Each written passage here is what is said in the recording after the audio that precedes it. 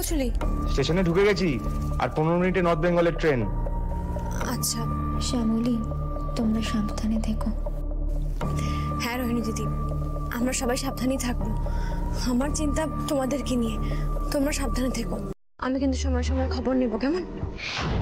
কি ব্যাপার, সকাল থেকে রোহিণী মন্দারের পাত্তেই পাওয়া যাচ্ছে না। ওরা কি ঘরে আছে নাকি অন্য কোথাও?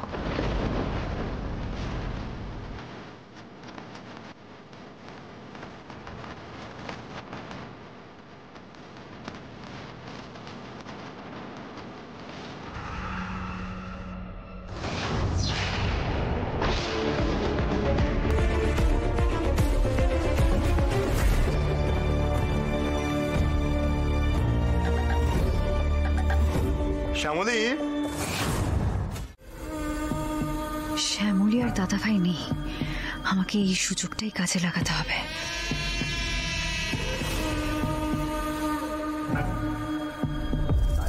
বড় মামি, ও বড় মামি, শোনো না। কি হয়েছে? তুমি এরকম করছো কেন? তৃষা, শরীর খারাপ লাগছে নাকি? বসো বসো বসো। হ্যাঁ মানে কি হয়েছে? কি বলো তো, কিরকম না গা গোলাচ্ছে, বমি বমি পাচ্ছে, জানো তো, পেটটাও ব্যথা করছে। বড় মামি, আমার না খুব টেনশন হচ্ছে। আমার সন্তানের কিছু হবে না তো? বলো। টেনশন করো না, এটা খুব নর্মাল, এই সময় সবার হয়। তৃষা, তুমি ওয়াশরুমে যাবে? হ্যাঁ না না, এরকমই হচ্ছে, বমি ঠিক হচ্ছে না। কিছু মনে না করলে একটা রিকোয়েস্ট করবো? বলো না।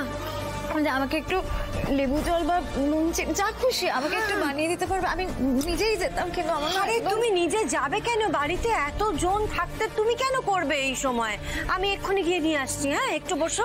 বড় মামি, শোনো না, ওই যে ঋষভ আছে না, ও না বারবার আমাকে ফোন করছে, বুঝলে তো, বলছে নাকি আমাদের বাড়িতে এসে কথা বলবে, যেটা হয়েছে সেটা নাকি ঠিক হয়নি। আমি কোনো মতে ওকে আটকেছি। থ্যাংক ইউ তৃষা, তুমি বসো, আমি জলটা নিয়ে আসছি। হ্যাঁ,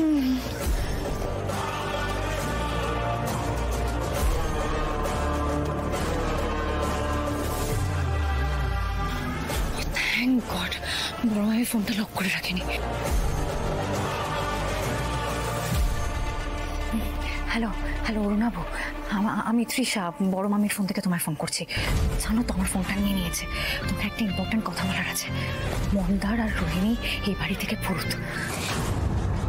মানে মন্দার আর রোহিণী হানিমুনের জন্য বেরিয়েছে। সেটা আমি জানি না, ওরা বেরিয়েছে এইটুকু জানি। তুমি প্লিজ একটা কাজ করো, তুমি আন্না ভাইকে ফোন করে এক্ষুনি বলে দাও যে ওরা বাড়িতে নেই। আন্না ভাই আবার মন্দারকে খোঁজার জন্য এই বাড়িতে অ্যাটাক না করে দেয়। ঠিক আছে, রাখছি। হ্যাঁ রাখছি, কেউ চলে আসবে। কাউকে ফোন করছিলে নাকি তৃষা?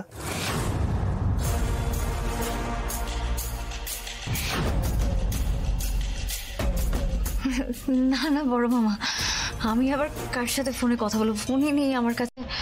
আমার শরীরটা ভালো লাগছিল না দেখে ওই বড় মামির সঙ্গে একটু দেখা করতে এসেছি।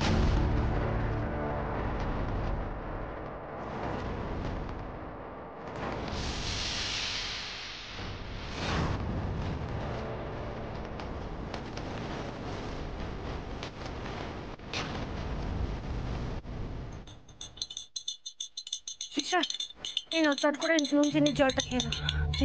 থ্যাংক ইউ আমি, থ্যাংক ইউ। আর শোনো না, তোমার শরীরটা খারাপ লাগলে তুমি এখানেই শুয়ে পড়ো, কেমন? আমি আসছি। হ্যাঁ সূর্য, তোমার চাটা নিয়ে আসছি আমি।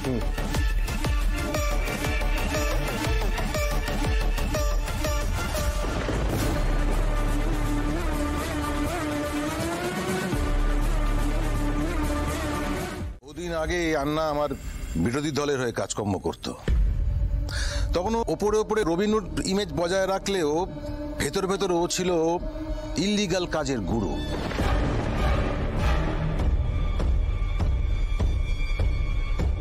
একবার আমার কাছে এসেছিল সাহায্যের জন্য, একটা ইল্লিগাল কাজ করে দেওয়ার জন্য।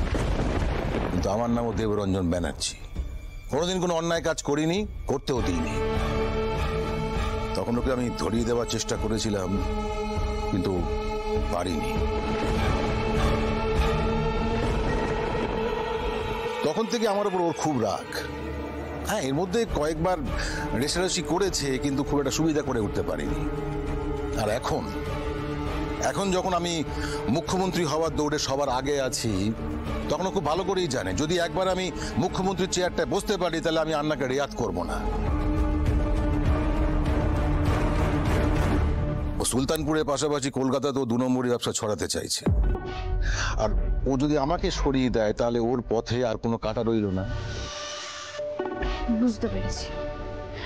মানে আন্না ভাইয়ের যে সুলতানপুরে আগ্নেয়াস্ত্র ব্যবসার এরকম 2 নম্বরই ব্যবসার হাজারটা রয়েছে, খোঁজেও শেষ করতে পারবে না। ও সুলতানপুরে একটা আশ্রম চালায়, সেই আশ্রমের মাধ্যমে ও নানান রকম 2 নম্বরই কাজকর্ম করে বেড়ায়। আশ্রম আশ্রম 2 নম্বর কাজ কি বলছেন? কি সমস্যা? মানে পুলিশ জানে? মানে পুলিশ কোনো স্টেপ নিচ্ছে না কেন? স্টেপ?